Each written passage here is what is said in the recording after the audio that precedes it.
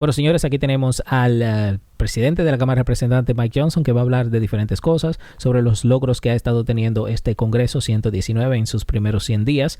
Mike Johnson ha hecho un tremendo trabajo, a pesar de que tiene un margen de mayoría muy, pero muy fino.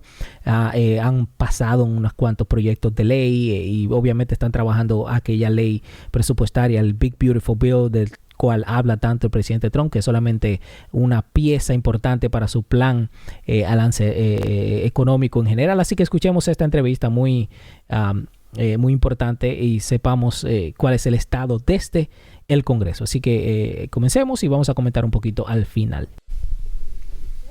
Bienvenidos. Este fin de semana se marca o se cumple 100 días en el cargo para el Congreso 119, durante los cuales la mayoría de republicana aprobó varios proyectos de ley, incluyendo la ley de Blake Riley, la cual el presidente promulgó en ley, junto a la ley de protección de mujeres y niñas en el deporte, la ley de energía estadounidense para prevenir la prohibición del fracking, la ley de detención de fentanilo y la ley contra la violencia contra las mujeres por inmigrantes indocumentados y otras. Pero la mayor victoria se produjo esta semana cuando la Cámara de Representantes aprobó el plan presupuestario del Senado para impulsar la agenda presidencial, que incluye recortes de impuestos y gastos para la seguridad fronteriza, la defensa y la energía, encima de las legislaciones para el llamado gran y hermoso proyecto de ley. Y ahora me acompaña el presidente de la Cámara de Representantes, el congresista de Luisiana, Mike Johnson. Señor Speaker, o presidente, muchas gracias por acompañarnos. Hey María, un placer estar contigo como siempre. Y felicitaciones a usted por este día número 100 en el cargo para el Congreso 119. Ha logrado mucho en estos primeros 100 días. Nos emociona que nos acompañe esta mañana en este día 100. Señor presidente, explíquenos la aprobación de ese presupuesto el viernes antes de que todos se fueran al receso de Pascua.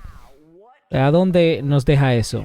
¿Cuál es el trabajo a realizar una vez que regrese? Bueno, muchas gracias. Fue un gran hito.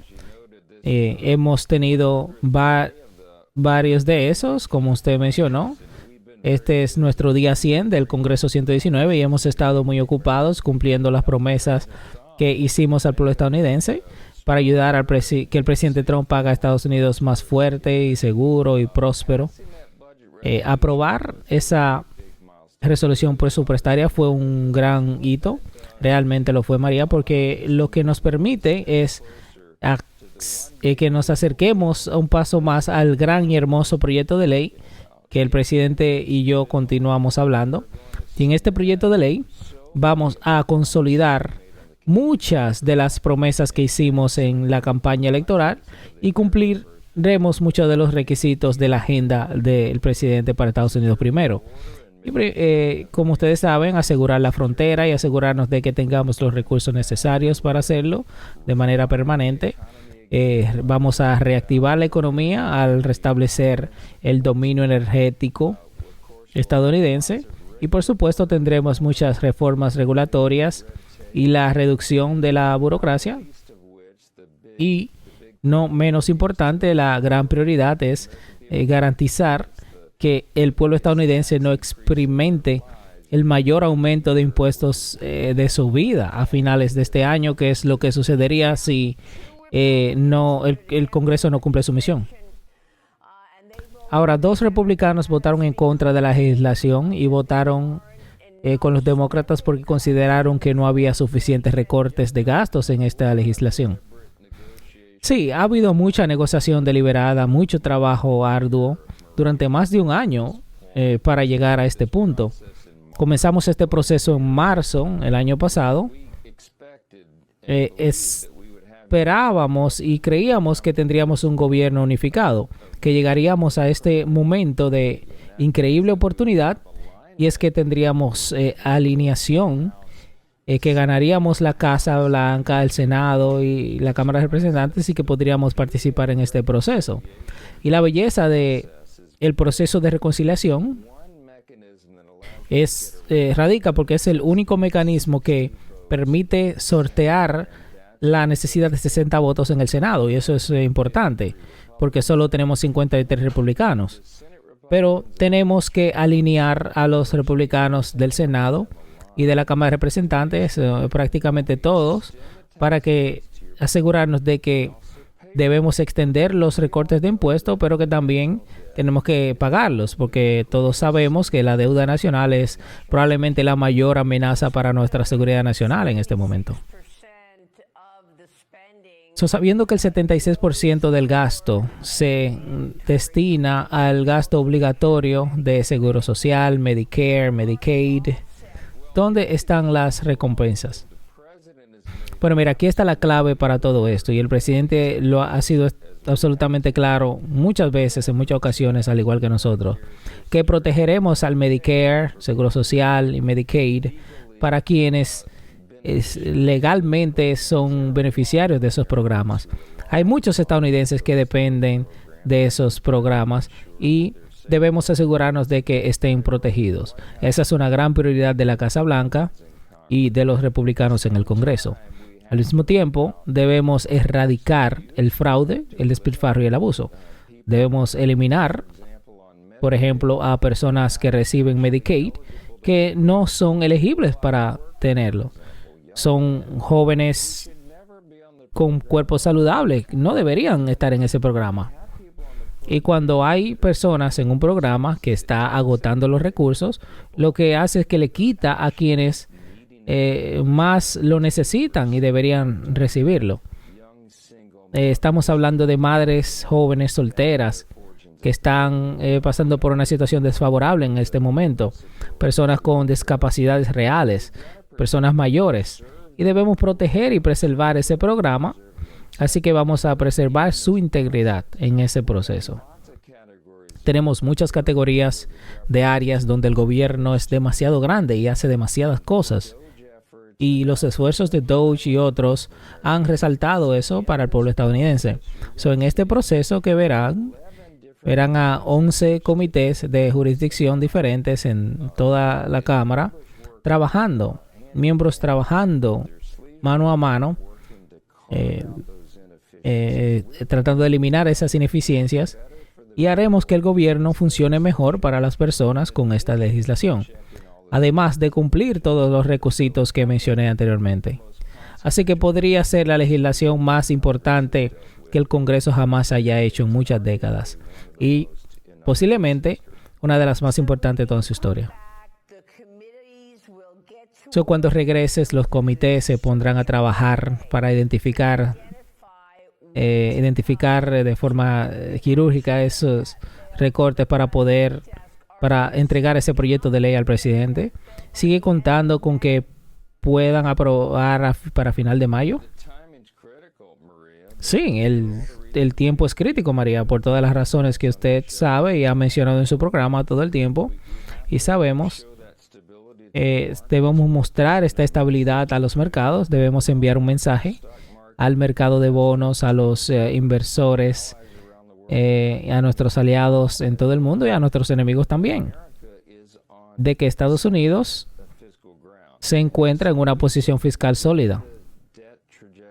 Así que podamos modificar la trayectoria de la deuda y retornar al camino hacia la cordura fiscal. Y podamos hacer todo esto. Y el tiempo es importante. Y la razón es que establecí fue el Día de los Caídos como fecha límite, porque mientras más rápido lo hagamos, mucho mejor. Y creo que calmará muchas cosas y muchos problemas en la economía y nos encaminará hacia una recuperación real. Y por eso es tan importante. Y creo que lograrlo para final de mayo también es importante porque el límite de la deuda se acerca. Algunos proyectan que podría ocurrir en agosto o septiembre, pero dependiendo de los ingresos fiscales de este ciclo fiscal, podría retrasarse aún más, tal vez hasta principios de junio. Así que realmente no tenemos margen de error. Señor presidente, una de las propuestas en el Congreso es aumentar los impuestos a los ricos para financiar estas extensiones fiscales para quienes menos ganan, como eliminar la eliminación de impuestos para las propinas, seguro social, la idea de tener un nuevo tramo impositivo del 40% para quienes más ganan. ¿Está en serio considerando eso? Bueno, no soy un gran partidario de eso. Somos el Partido Republicano y apoyamos la reducción de impuestos para todos. Así que ese es el principio general que siempre tratamos de respetar. Y hay mucha discusión, muchas ideas en el Congreso. La gente tiene diferentes ideas y teorías sobre cómo podemos encontrar la solución perfecta para la ecuación, pero no apostaría dinero a nada de eso todavía. Supongo que solamente les diría que estén pendientes. Los próximos 5 o 6 semanas serán cruciales, ya que todas estas negociaciones se lleven a cabo en los comités de jurisdicción y escucharán muchos rumores y mucha charla, pero ya veremos dónde todo termina. Tenemos que generar consenso. Recuerden que necesito 218 votos en la Cámara y 51 votos en el Senado, así que pueden estar seguros de que todos estarán tranquilos antes de que presentemos ese proyecto de ley en plano. Señor presidente, esta no fue la única victoria que tuvieron esta semana. También aprobaron la ley de identificación de votos para las elecciones federales de Safe Live. Y Kim Jeffrey dijo que estará muerta. Dice que sí, que eso es algo histórico durante la última semana. Y Hakeem Jeffries simplemente refleja el sentimiento de todos los demócratas en el Congreso. Y es bastante triste que 208 demócratas de la Cámara quieran permitir que inmigrantes ilegales e indocumentados voten en nuestras elecciones, porque eso es lo que dijeron al votar en contra de esa ley esta semana. Y lo que esa ley dice es que solo los ciudadanos deberían decidir las elecciones. Pero ahora mismo no hay un mecanismo para asegurar eso. Así que esto lo que dice es que quiere prueba de identificación, prueba de ciudadanía, y los demócratas se oponen. Así que esperamos que por lo menos 7 o más lleguen a su sentido. O sea, ¿cómo pueden ir a sus estados y responder que quieren personas extranjeras de otros países que decidan nuestras elecciones? Buena suerte con eso. Los jueces, no hay fallos. Un excelente proyecto de ley que representa. Y básicamente lo que esto hará es que estos jueces federales activistas se revisen. Hemos sufrido un abuso real en este sistema donde los jueces individualmente emiten órdenes judiciales a nivel nacional para detener la agenda del presidente Trump. Esto se ha abusado, las estadísticas lo demuestran. Recuerden, el 67% de todos los mandatos judiciales nacionales en los últimos 100 años se han emitido contra un presidente y su nombre es Donald J. Trump. Y el 92% de ellos fueron emitidos por jueces designados por los demócratas. Así que tenemos que detener eso. Y rápidamente, señor presidente, antes de que se vaya, también hubo un movimiento para establecer límites para la emisión de aranceles por parte del presidente Trump. ¿Usted quiere que el Congreso tenga voz y voto para detener la autoridad del presidente Trump para imponer aranceles? Mira, mi formación es derecho constitucional, María, y creo firmemente en la separación de poderes. Pero también creo que el poder ejecutivo tiene la capacidad para hacer lo que el presidente Trump está haciendo. Claramente, el presidente, el comandante jefe, tiene el derecho a negociar con países que incurren en prácticas comerciales desleales con nuestra nación. Bueno, señor presidente, muchas gracias. Gracias por estar aquí a resumir los 100 primeros días del Congreso. Estaremos atentos a su trabajo cuando regrese de hablar de sus electores en estas vacaciones de Pascua. Así que tenga unas felices Pascuas. Usted también. Dios le bendiga.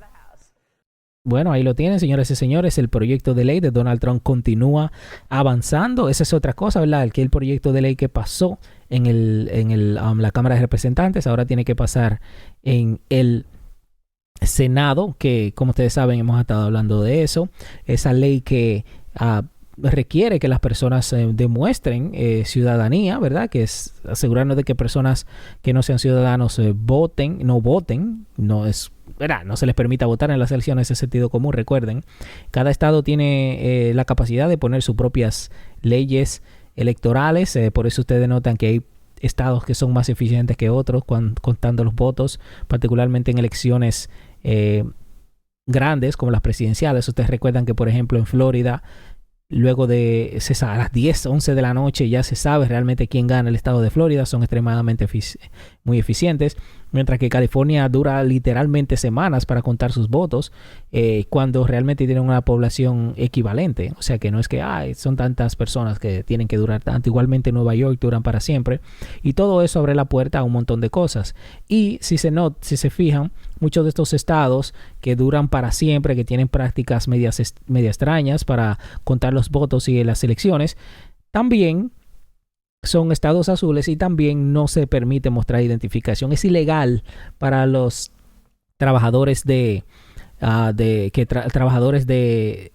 sistema electoral preguntar por identificación. Es ilegal. Así de radical es la cosa.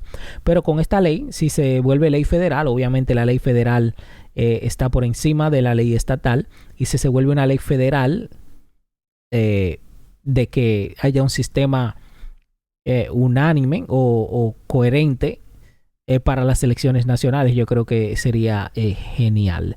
Yo creo que tal vez hay un debate constitucional, ¿verdad?, con respecto a eso, sobre cuáles son los derechos de los estados y los derechos nacionales, y yo creo que la Corte Suprema va a tener que intervenir, aun si tal proyecto de ley se vuelve ley. Porque, como digo, los estados también tienen derecho de cómo correr sus propias elecciones, pero yo creo que si lo pensamos de una forma sensata, pues tal vez sería que, tal vez para las elecciones locales, ¿verdad? Locales del estado, los municipios y todo lo demás, pues que ellos tal vez tengan un proceso de ley como quieran, ¿verdad? Pero si se trata de elecciones que van a tomar impacto a un nivel federal, pues yo creo que deberías tener la misma medida.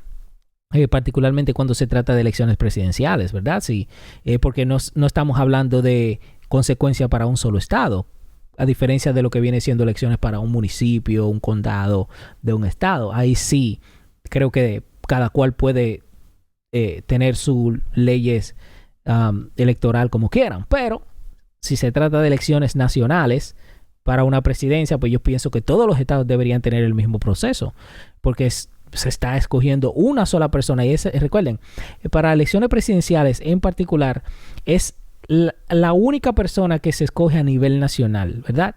Los senadores, representantes, para escoger un senador de Nueva York, una persona en California no puede votar. Son las personas de Nueva York que votan. Son solamente una persona, una vez cada 4 años, se hacen elecciones generales donde se vota, el país completo vota y escoge a una sola persona. Entonces, como es algo muy específico para esa sola persona, pues yo creo que debería tener la misma regla y debería ser la regla más estricta y más segura posible para una elección presidencial. Esa es mi opinión. Y como saben, este recorte de ley, el proyecto de ley, el Big Beautiful Bill, la ley presupuestaria hermosa que contiene los recortes de presupuesto, y no es que creo que se está hablando de más recortes, pero esa ley está vigente actualmente, es que simplemente se expira. Esa fue la ley que estableció Trump en su primer mandato, que se expira ahora y ahora tiene que extenderse, aparte de que se están aprobando otros recortes para ayudar con el presupuesto, ¿verdad? Y el déficit, y todo esto es importante. ¿Saben por qué? Porque para la economía y el plan arancelario del presidente Trump, como está diciendo, esto para las empresas, ¿verdad? Porque fíjense, para los negocios y las empresas lo que tienen que saber es la estabilidad, y una parte de la estabilidad tiene que ver con los impuestos, ¿ok? ¿Cuál va a ser mi tasa de impuesto como empresa. Una vez que tú sepas que eso es permanente o que va a ser permanente por cierto tiempo, pues entonces tú puedes tomar decisiones empresariales con ese respecto. O sea, que eso crea estabilidad a los mercados. Por eso es importante que el presidente Trump, pues, junto con el Senado, la Cámara de Representantes, tengan esta ley, porque es un conjunto de cosas, que no solamente se trata de la tasa de impuestos, tanto para los ciudadanos como para los negocios, sino también está la porción de recortes de regulación. Todo eso es para incentivar el crecimiento de la economía y de las empresas, y eso simplemente lo que va a hacer es que va a fortalecer la capacidad de negociación para el presidente, porque ahora dicen, hey, tenemos recortes fiscales, tenemos bajas regulaciones, todo eso está seguro, lo que va a hacer posible que esas empresas que están dudosas por los aranceles, que efectivamente vengan a este país y abran sus industrias aquí. O sea, que no tienen excusas. ¿Quieres evitar el arancel? Pues ven a fábrica aquí. Pero no solamente que hagas una fábrica aquí, sino que en sí te conviene hacerla aquí, porque tenemos la mejor tasa de interés, tenemos los mejores recortes de regulación y todo lo demás, haciendo posible de que la transferencia de tu fábrica y la operación de tu empresa sea posible y lucrativo para ti, ¿verdad? Y como recompensa, lo que tú vas a hacer es que vas a traer empleos a los Estados Unidos y vas a emplear a los estadounidenses. Así que todo tiene sentido. Así que, señores, déjenme saber lo que piensan en la sección de comentarios con respecto a todo esto. Como siempre, si les gustó este video, suscríbanse para más. Yo lo haré aquí. Se despide su amigo hermano Rudy López. Nos vemos. Bye.